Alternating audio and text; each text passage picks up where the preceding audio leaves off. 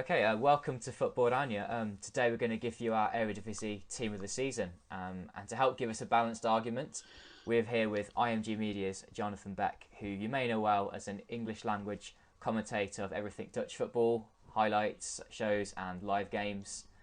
Well, Jonathan, thanks for joining us. And first of all, it's been quite the season in the Dutch Eredivisie, hasn't it? And what stood out for you in this campaign? Thank you. Good to be with you guys. It is a difficult one to start with, isn't it, that kind of question? It's been such a standout season for Ajax, both at home and in Europe. It's been a standout season for PSV when you're talking about the number of points they've achieved. So that stands out, first of all, the fact that the top two have been so far ahead of the rest. The fact that we could still have all three promoted clubs staying up. Feyenoord have been a surprise, given how well they were in the title-winning season. They've had problems, they've had injuries, they've just been very fickle, unusually so. So that's been a surprise for me. But once again, the top three, the big three, finishing in those top three places, it's really difficult to dislodge them. Absolutely, and I quite like the point you said about how the top two have been so far ahead of the rest, and the fact that the three promoted clubs have by no means embarrassed themselves and have put up a good fight in this campaign. I think it also shows the small decline in quality in the Eredivisie overall, and how some of the mid-table clubs have struggled in this campaign, but very quickly, as is the nature of the Dutch Eredivisie, they can quickly fight themselves back up the table, and then they're in contention for Europa League football, and that's the nature of the league. And there was loads of goals, loads of entertainment, and just another typical Eredivisie season. Now, Jonathan, I think it's time we get onto our Eredivisie team of the season, and I think we should start in goal. And I personally have gone for RZ Alkmaar's Marco Bizzo, who's got 14 clean sheets this season. I thought it was quite difficult to pick a goalkeeper, didn't you? There was a few options, but no absolute standouts. No, exactly. Andre Onana, the title-winning goalkeeper, will be chosen by many. He's had his moments. He's had some amazing moments, but he's also had a few gaffes. Can't avoid that. You've got Bizzo. You've got Kjell Scherpen, who's come through and played a full season, still a teenager, and has signed for Ajax. I've gone for Lars Unnestal with VVV, who just week in, week out seemed to pull off at least one incredible save per game. And he was a big reason why VVV didn't really tail off as much as they did at the end of last season, and had a much better second half of the campaign. A good first one as well. So I've sort of bucked the trend there. You going for Bizzo, and I've gone with Lars Unnestal, who'll be interesting to see how he gets on at PSV when he goes back to his parent club. Yeah, good note there how we've gone for goalkeepers who aren't in the top 2/3. I think the most of the rest of our team might be riddled with a lot of Ajax and PSV I think players. you're right. Yeah. As I say, I've gone for Bizzo. I just think that the players in front of him this season, the back four of RZ, have been relatively poor, particularly in the centre-back area. And I just think that 14 clean sheets, only two less than PSV and Ajax could muster this season, is pretty impressive for a team that finished 4th place. But Unnestal was also a very good choice, and I think he would have been my second choice to go in goal. And I also look forward to hearing how he gets on at PSV next season. Should we go for centre-backs now? Who did you go for in the centre-back positions? I have gone with the obvious choice, Matthijs de Ligt. And then the difficulty was whether to go 3 at the back or whether to go 4, because for me, I've gone with Daley Blind, who just sweeps up so brilliantly behind him. They work such well as a pair. It's difficult to think of someone else that I could go with. I was looking through the rest of the teams. PSV have got 2 very sort of different centre-backs. You've got 2 very, very big players there.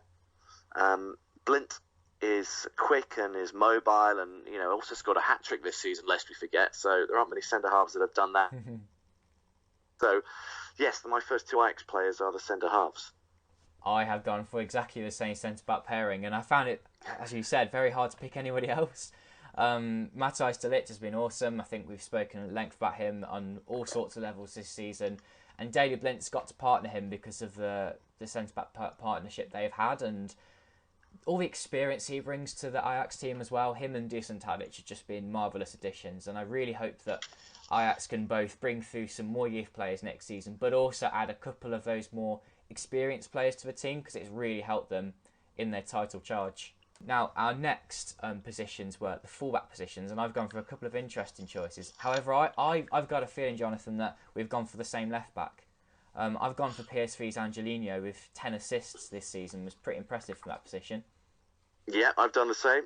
It was a toss-up again between him and Tagliafico, who has been brilliant in the Champions League, been brilliant and domestically as well. Not scored as many goals, but he also picks up, I think, just one or two too many yellow cards, which has cost him in terms of suspension. So for me, Angelino probably better getting forward in terms to providing assists.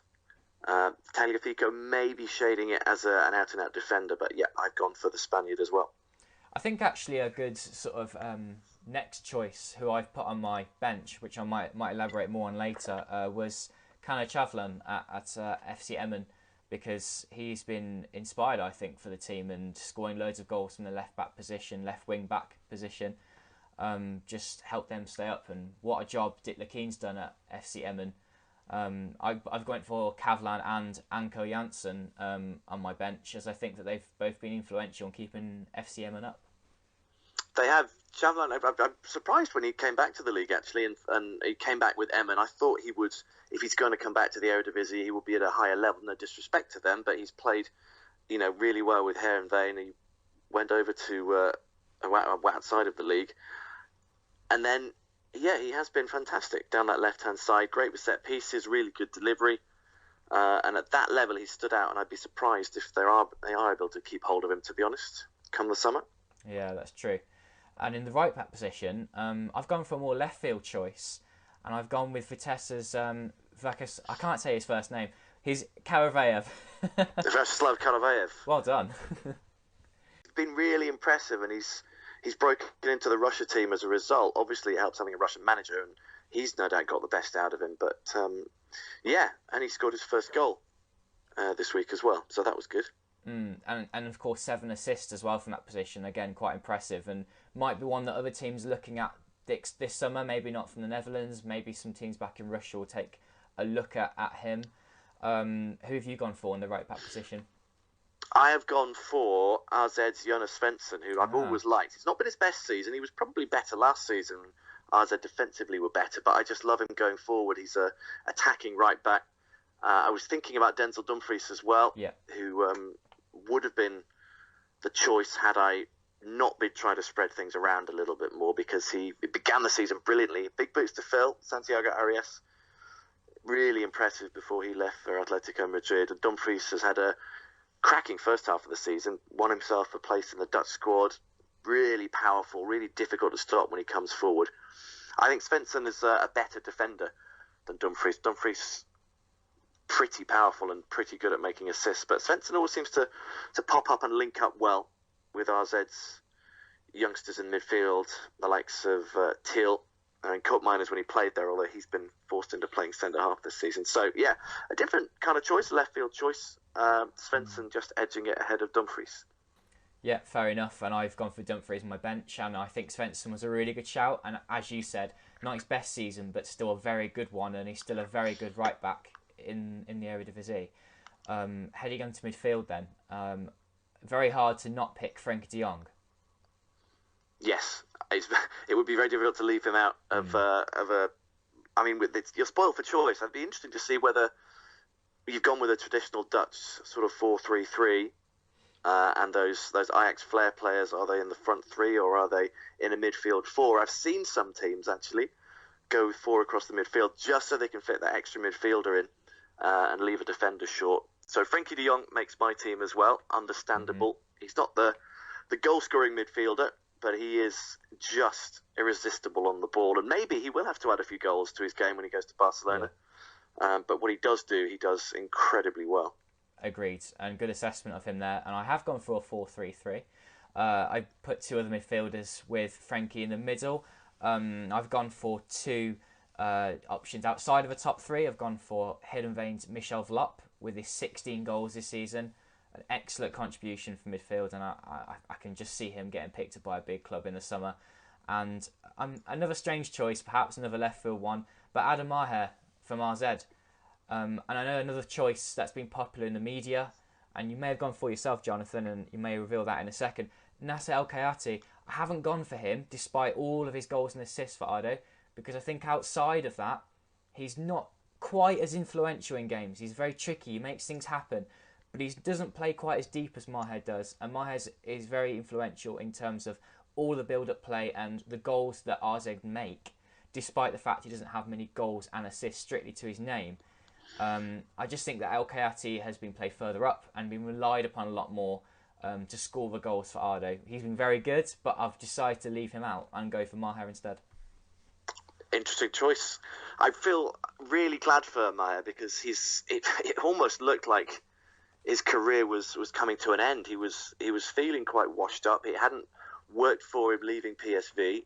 He came back and was training with RZ, and they gave him a lifeline. And now they're in talk about a longer term deal, which is brilliant for him because I think he has repaid the faith that John van den Brom put in him. He's an incredibly talented player, and he's still very, very young.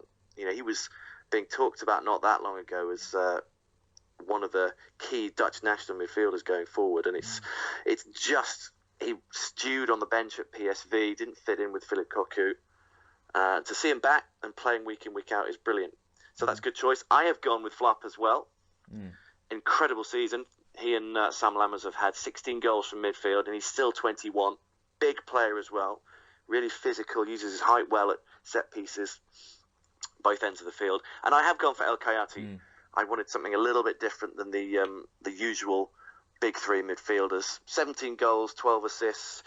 Better and stronger in the first half of the season than the second, particularly with a 4-goal spell in one game against Excelsior.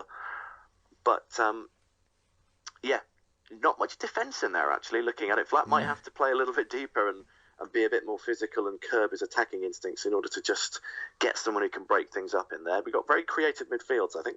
Yeah, that's very true. And a front three, I think, has been more easy to choose than the other positions in the pitch. And I have gone for, on the wings, first of all, let's discuss Hakim Ziyech and Dusan Tadic, who've just been immense with goals and assists galore.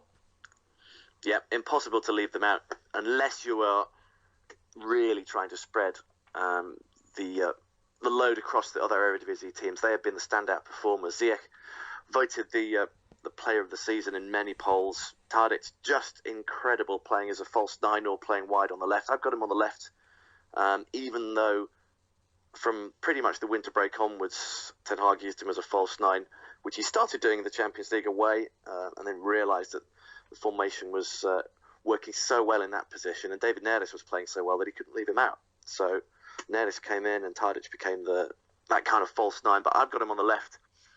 40 goals if you count the 2 he's got for Serbia this season. Incredible return from him. And Ziyech 16 and 13 assists as well.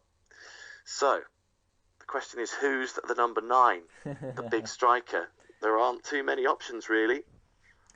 Two of them owned by PSV. Lammers would be one who has a good season. I've gone, probably inevitably, for Luc de Jong, who shared the golden boot with Tadic. Yeah, 28 goals, that's brilliant. And he's just been someone you can rely upon up front. Yet again, captain in PSV. I just think he's the go-to choice. But I mean, outside of that, you could go with Dalmau at Heracles.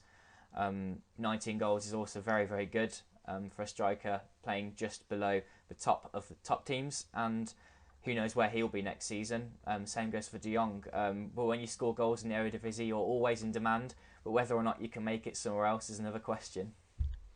Yeah, no penalties in De Jong's goals either. Tadic has got 11 penalties, I think, in his total. So really impressive for De Jong. A really good Golden Boot winning total. Bigger than the last few years, certainly.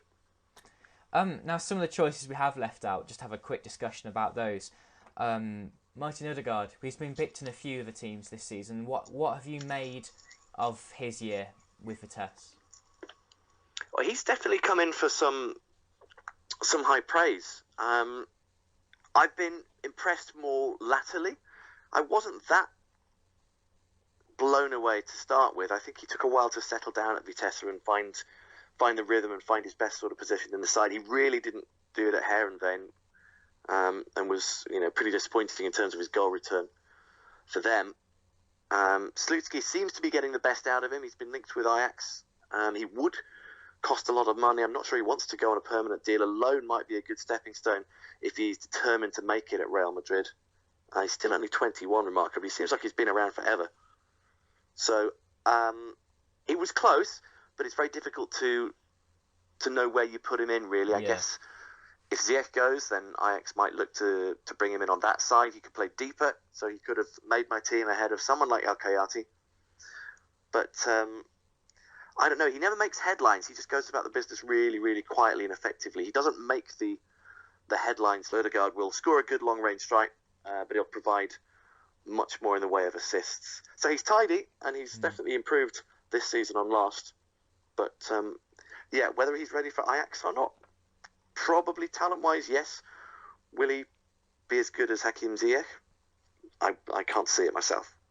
Yeah, it's been very tricky to fill those boots, as will a lot of the new signings for Ajax in the summer. They've got to replace a lot of goals, and it's just going to be a very different feel about the side next year.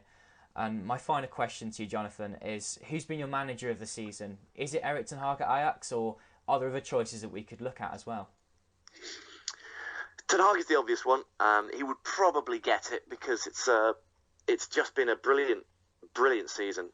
Domestic double, semi-final of the Champions League, seconds from making the final, and who knows what might have happened there against Liverpool had they made the final. It's a good team effort. He's going to lose Alfred Schreuder to Hoffenheim, so that will be interesting to see how he fills that gap, because he's very well respected when it comes to tactics and opposition scouting and dealing with plans and how to combat the opposition players. He's very, very well respected on that, and often it's him addressing the players rather than Ten Hag. So, it's a good team with Arjen Winter in there as well. So we'll have to see the balance and how that works. There's talk that Christian Poulsen, former midfielder, is going to come in, and he might be the man to replace Schreuder.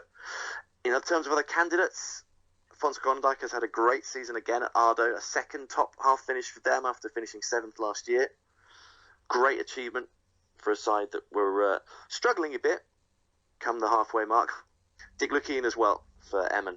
If you were going to give it to someone outside of the title-winning manager, then it would have to go, in my opinion, to him. He's worked miracles with the limited resources that he's got. Maiden top-flight season, lowest budget, lowest wage bill, and he's kept them up. An outstanding job from him. Now, Jonathan, thank you very much for joining us, and we look forward to having you again on Football-Oranje very soon. Thank you very much. It's been great. Great fun. Brilliant.